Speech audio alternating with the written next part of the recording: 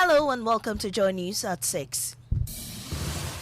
The news is live on Joy 99.7 and hits 103.9 FM in Accra, in Kumasi on Love 99.5 FM and over 30 affiliates across Ghana's 16 regions, including Gaskia FM Tichiman, Radio Sang Mali Wag, Bolu FM Bolu, and ATL FM Cape Coast.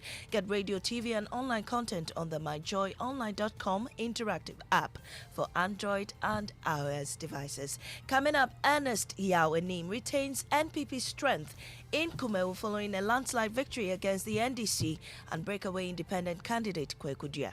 I hereby declare you, Ernest Yao Enim of the NPP, as the Member of Parliament elect for Kumeu constituency. Breaking the 8 possible. We have details as it declares the NPP's victory is signed. The party will break the 8 in the 2024 general election. Also, management of the Savannah Regional Hospital shared chilling account of how blood meant for babies at the hospital expired following the decision by NEDCO to disconnect the facility. After it was disconnected, that is where our blood bank is kept, and the blood went bad. In business, Commercial Bank's top list of complaints from consumers in the financial sector in 2022 will share a new Bank of Ghana report on the Joy Business Report.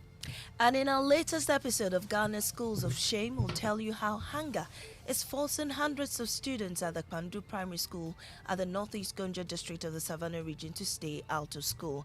We'll be back shortly with details.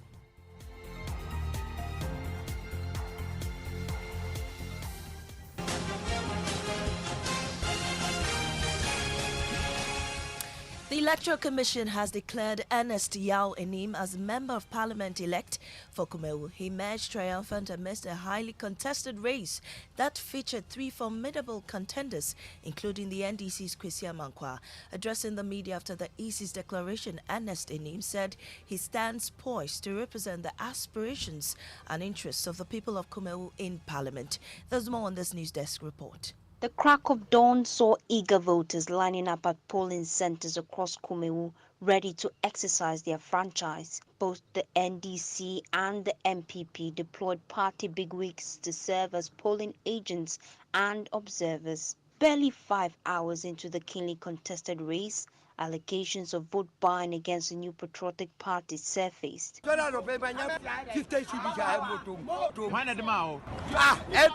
Upon collating results from 75 polling centers, Ernest Yao Enim led with 15,264 votes. NDC's Kwesi Amankwa followed with 3,723 votes. Independent candidate Kweku Dua had 2,478 votes, while his namesake, also an independent candidate, had 62 votes. I hereby declare you, Ernest Yao Enim of the NPP, as the Member of Parliament elect for Kumeu constituency.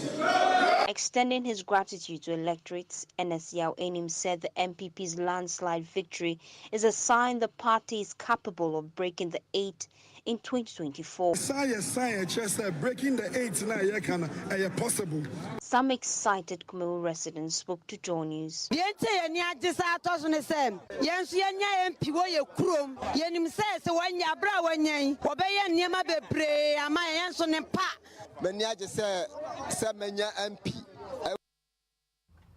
And that was a News Desk report. Now, management of the Savannah Regional Hospital says the decision by the Northern Electricity Distribution Company, NEDCO, to disconnect the facility led to pints of blood meant for babies expiring.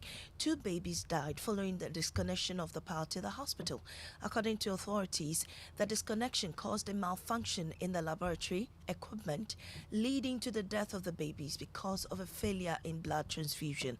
Head of Finance at the hospital, Damba Rashid, said it was regrettable officials of the power distribution company did not factor the far-reaching consequences in their actions. These babies needed to be transfused. NEDCO considered our lab not to be an emergency facility unit. So for that matter, it was also disconnected. And as far as it was disconnected, that is where our blood bank is kept. Okay. And the blood went bad. We cannot even do more investigations to even pull blood from our lab to transfuse onto these children. This is a facility when you are referring somebody to another place, he finds it adamant to get there.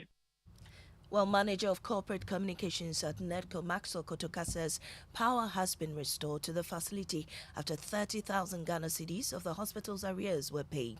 So what happened was that we came back to restore that same day and engage. We sought to engage because at the end of the day, like he's saying, 4.8 million, it didn't accrue over a night or some few hours. So let's engage, let's understand each other. I hear him say very eloquently that they don't pay the bill, but they use the power. And he says they don't have any payment contract with us. That's very unfortunate. Maxwell Kotoka is Corporate Communications Manager at NEDCO. Out of 257 pupils at the Pandu Primary School at Northeast Gonja District of the Savannah region, only 33 come to school regularly. Hunger has driven them out of school. Their parents say the unpredictable rainfall pattern has affected their farming business, so they are unable to provide 3 square meals for their children. In today's edition of Ghana Schools of Shame, my colleague Jojo Kobnat looks at how school feeding impacts class attendance. All right, you are welcome to Pandu KG Primary Basic School. Here is KG2. My name is Madam Rita Enima. Children have not been coming to school. Tuesday, only one child who came. Today, too, only one person who is in. Due to poor parental assistance in the community here, most of the children come to school without eating. When you ask the parents, they will complain they don't have money to cater for their awards. So now, actually, I'm having the total number of 11 students in the class. Parents here disagree that they are unwilling to support their children. Last time, my son needed a coin, but I shouted at him because I had no money. I was annoyed. I yelled. It spoiled my day. How come I could not give my child just a coin? It broke my heart. Some men are even committing suicide. But I won't do that. We don't have money. Times are really hard. The few children here say they are also hungry and wish they stayed at home. We are hungry. That is the reason why many of my colleagues are not in school. Other schools have school feeding. I can't force my friends to come to school. I can't give them food. So when I call them and they refuse to come, I can't force them. Now, the Ghana Police Service has rejected the request made by a group of former aggrieved metropolitan, municipal and district chief executives to stage a protest at the Jubilee House. The former MMDCs, totaling 134, intended to picket the presidential residence in order to demand unpaid salary differentials and other benefits following their dismissal 4 years ago. Former MC for Infantsiman Kenneth Isuman speaks for the group.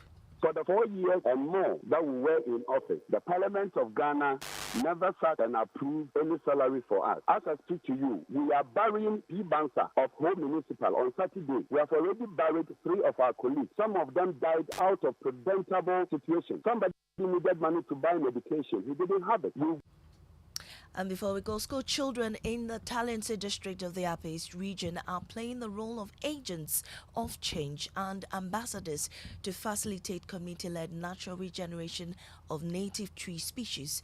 As part of this, the children engaged in a drawing competition to make their voices heard on issues concerning deforestation and how it affects the environment. Correspondent Albert Sori has more.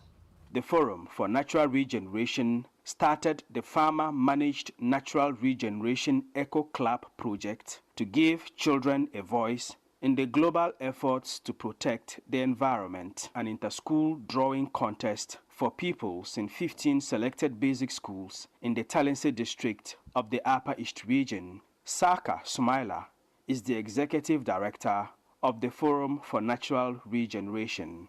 The objective of the contest, therefore, is to support the creative expression of our Eco Club members as young minds, to reflect on critical environmental issues in their communities as they see them. At the end of the drawing contest, the winner, 12-year-old Frank Bandag, explained his art to Joy News.